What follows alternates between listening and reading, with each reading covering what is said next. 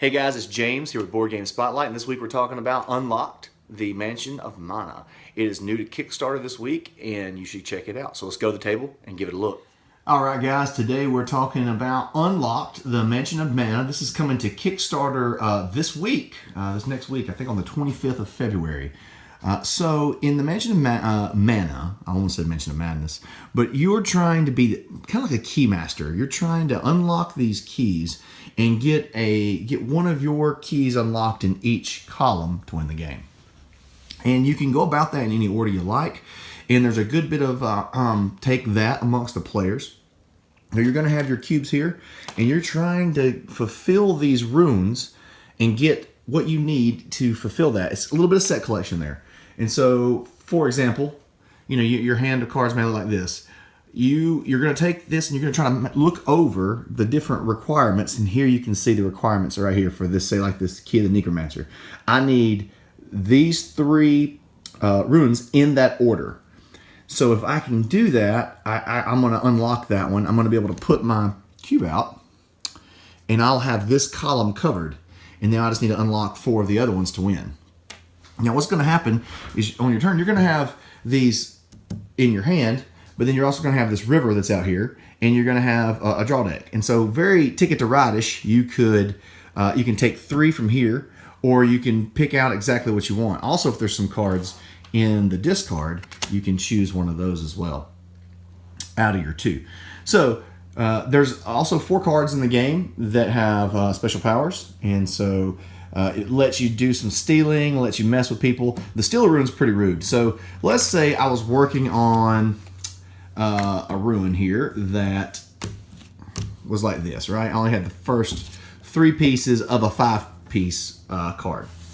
And you played on your turn, Steal a Rune. You could play that, and if you stole this rune that I was trying to complete, this would get discarded below, everything below it would get discarded, and then you would steal that rune for yourself, leaving me messed up and way behind.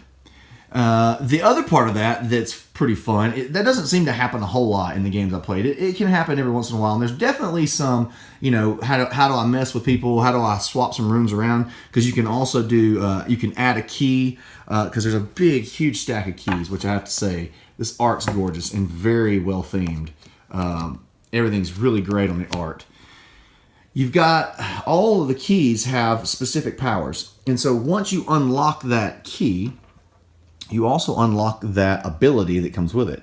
And so there's a refresh phase where you can, some of these are passive, some of them are active, some are all in all times, or sometimes they're just one-time uses. So, that's going to play into what ability is going, are you going to be able to kind of combo together, sorry, get it out in a minute, combo those things together to get the end result that you're looking for.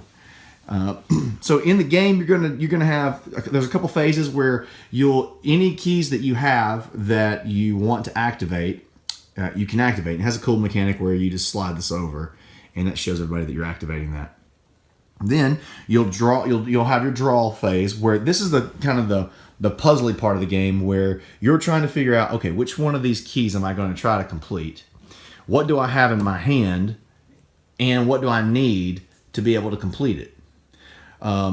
It's a little bit risky to do a partial key as you lay things down, because people, again, they could steal from you, or they'll see where you're going. And there's no blocking in the game. We can all go to the Key of the Necromancer, because it's just like a room in the mansion.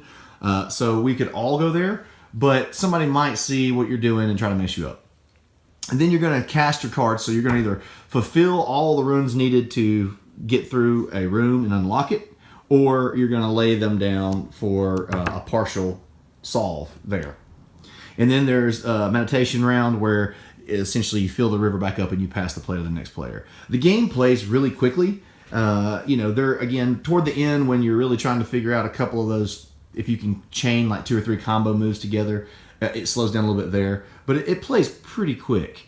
And, it takes a little bit of getting used to on these runes, because they're not like triangle or square or rectangle or anything like that. They're new to you, so it takes about 2 playthroughs, and then you've got it. Then you're just used to matching those symbols and seeing what you need. So guys, that was Mansion is a Mana from Sean Howard. And so, you know what? A couple things I really like about the game. I like how quick it plays. I like the puzzle aspect of it. And I also like how gorgeous the art is. They did a fantastic job of laying the game out. I will be honest, the first time I played the game, I don't know if I really liked it. And I don't normally go this deep into a review. I usually just do my overview.